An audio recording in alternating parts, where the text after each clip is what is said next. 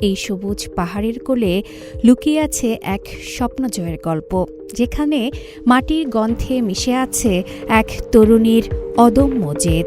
উচ্চশিক্ষার জন্য বিদেশে পাড়ি জমানো আর সেখানে থিতু হওয়া আমাদের অনেকেরই স্বপ্ন, কিন্তু উন্নত এই জীবন ছেড়ে যদি কেউ গ্রামে ফিরে লাঙল ধরলে তা অনেকের কাছে হয়তো অবিশ্বাস্য মনে হতে পারে। কিন্তু এমন অবাক করা ঘটনা ঘটেছে চীনে, যেখানে একজন তরুণী বিদেশের ডিগ্রিকে ফেলে বেছে নিয়েছেন কৃষিকে। মাটির সাথে তার এই শখ কিভাবে বদলে দিচ্ছে গ্রামীণ অর্থনীতিকে, এ নিয়ে চলুন দেখে আসি প্রতিবেদন।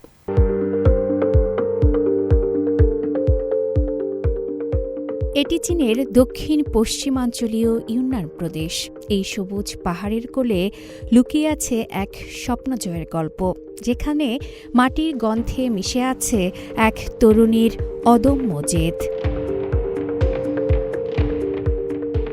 চীনা তরুণী চিয়াং ইয়া-ইউ কৈশোরেই পাড়ি জমিয়েছিলেন মার্কিন মুল্লুকে। হাতে ছিল বিদেশের নামী বিশ্ববিদ্যালয়ের ডিগ্রি। চাইলে অনায়াসেই বেছে নিতে পারতেন সেখানকার কোনো চকচকে কর্পোরেট অফিসে উচ্চ বেতনের চাকরি, কিন্তু ১৯৯৬ সালে জন্ম নেওয়া তরুণী চিয়াং ইয়া-ইউ হাঁটলেন উল্টো পথে। তিনি আর ১০টা মেয়ের মতো হতে চাননি বলেই বেছে নিয়েছেন নতুন করে হাঁটার।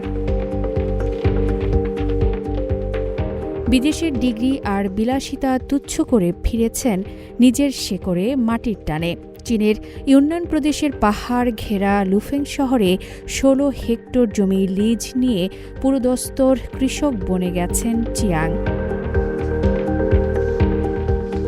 শুরুটা ছিল ডিজিটাল মাধ্যমে কৃষকদের গল্প বলা, শর্ট ভিডিও আর লাইভ স্ট্রিমিংয়ের মাধ্যমে তিনি সরাসরি কৃষকের পণ্য পৌঁছে দিচ্ছেন শহরের মানুষের দরজায়। এতে ন্যায্য দাম পাচ্ছেন প্রান্তিক চাষিরা। আমি মাটিকে ভালোবাসি। আমি চাই কৃষিকে আমার আজীবনের পেশা হিসেবে প্রতিষ্ঠিত করতে। আধুনিক প্রযুক্তি আর ঐতিহ্য, এই দুয়ের মেলবন্ধনই আমার লক্ষ্য। চিয়াং কেবল পণ্য বিক্রি করেন না, তিনি বিশ্বাস করেন ভালো ফসলের রহস্য লুকিয়ে আছে মাটির গভীরে। তাই তো কেবল লাভের আশায় চাষাবাদ নয়, বরং মাটির প্রাণ ফিরিয়ে আনাই তার মূল লক্ষ্য। এই পেঁয়াজগুলোর কথাই ধরুন। মাটির স্বাস্থ্য যখন উন্নত হয়, তখন ফসলের গুণমান এবং সামগ্রিক অবস্থাও অনেক ভালো হয়ে যায়। আর এ কারণেই আমরা এখন একটি দ্বিমুখী পদ্ধতি গ্রহণ করছি।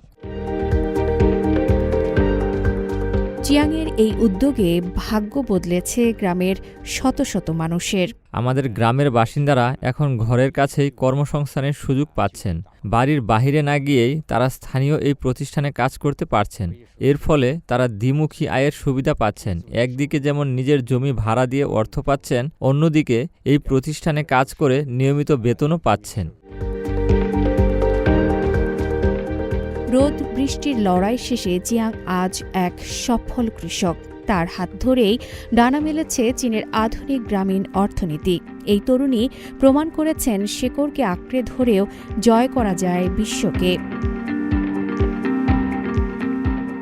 চিয়াং ইয়া-ইউ আমাদের শিখিয়ে দিলেন যে কোনো কাজই ছোট নয়, যদি তাতে ভালোবাসা আর নিষ্ঠা থাকে। তার এই উদ্যোগ কেবল চীনের কৃষিকেই সমৃদ্ধ করছে না, বরং সারা বিশ্বের তরুণ প্রজন্মের কাছে এক অনুপ্রেরণার নাম হয়ে উঠেছে।